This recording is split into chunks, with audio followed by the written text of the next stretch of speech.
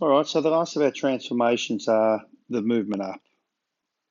Okay, so obviously a plus B shifts the whole graph up a couple of units, a subtract +1 shifts everything up, a -1 shifts everything down.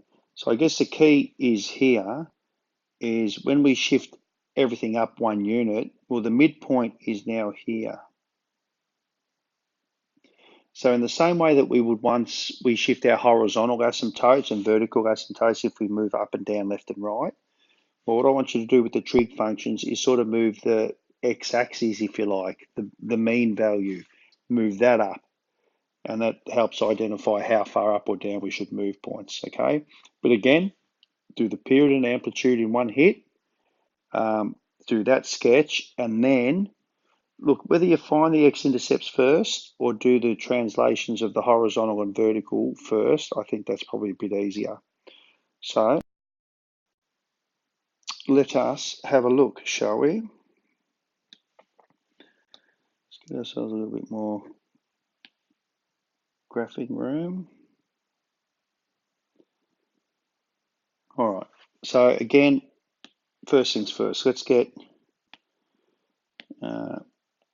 period is equal to 2 pi on n, which is 2, so it's equal to pi, which is 180 degrees. Amplitude is equal to 2,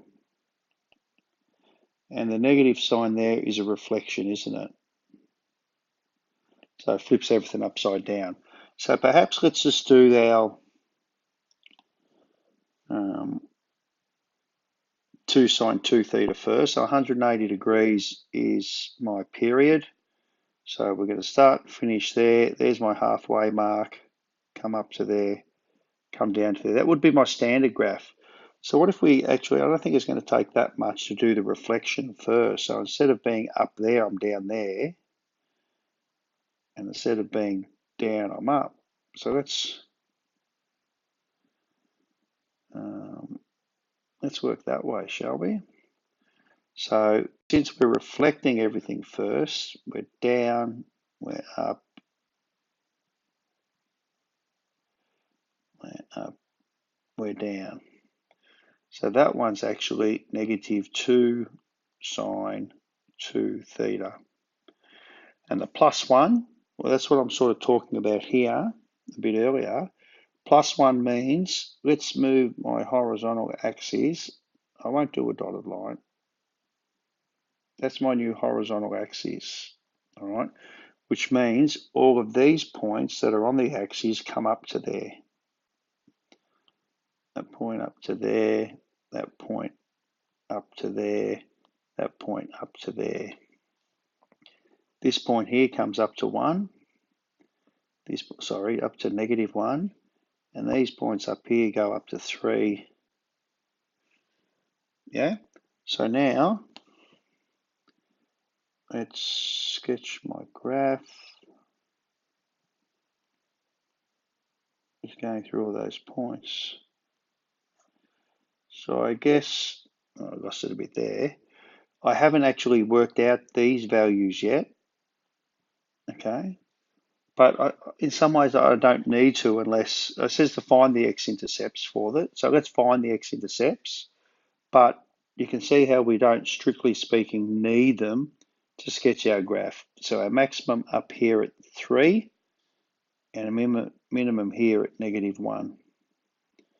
All right, to find our x-intercepts, let's so x-intercepts, y is equal to 0, 0 equals -2 sine 2 theta plus 1.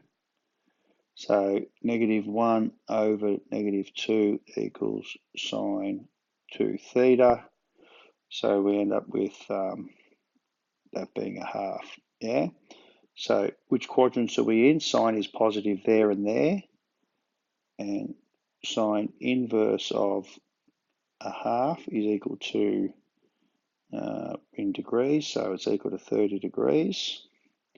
So that's 30, that's 30. So my solutions, if you like, 2 theta My first two solutions are at 30 degrees, and then again at 180 minus 30, which is 150 degrees, which means theta is equal to 15 degrees and 75 degrees. My next solutions, add and subtract the period. My period is 180 degrees, so 15 plus 180 is 195 degrees. 180 plus 75 is 255 degrees. 1, 2, 3, 4. I've only got 4 intercepts, so that's them. So how does that look? 15 degrees, 75, all seem pretty reasonable, don't they? There's 180, so 195 seems about right. 220 there, 255 looks about right as well. All right, so not so bad, I think. Sketch the graph off again. Let's have a look. Period is equal to 2 pi on n, which is 2 pi on 1, which is just 2 pi, which is fine. Amplitude is equal to root 2, so that's a bit messier. Root 2, that's somewhere between 1 and 4, isn't it? Root 2. So it's 1.14 in fact. So it's a little bit over 1. So my period is 2 pi, which is there. So there's my halfway. There's my maximum there. So root 2, a little bit over 1. Negative root 2, a little bit over negative 1.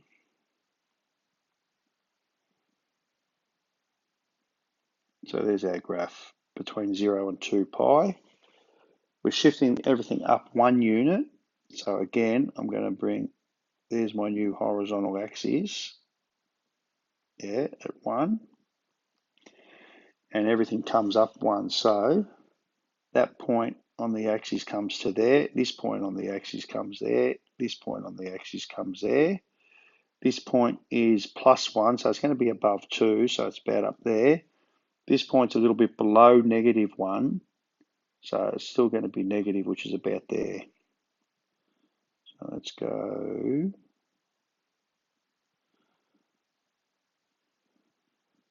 Here we are. So there's key points again, so that's equal to, what's that point there? It's going to be root 2 plus 1 as the maximum. That point there, root 2 minus 1. I guess we should find our x-intercepts. Doesn't say, but we should do it.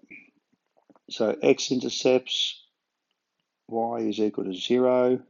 So we get 0 is equal to root 2 sine x plus 1. Negative 1 on root 2 equals sine x. Sine is negative there and there. And my x angle is going to be pi on 4. So if I start from 0, there's pi. So my angle x is going to be pi plus pi on 4.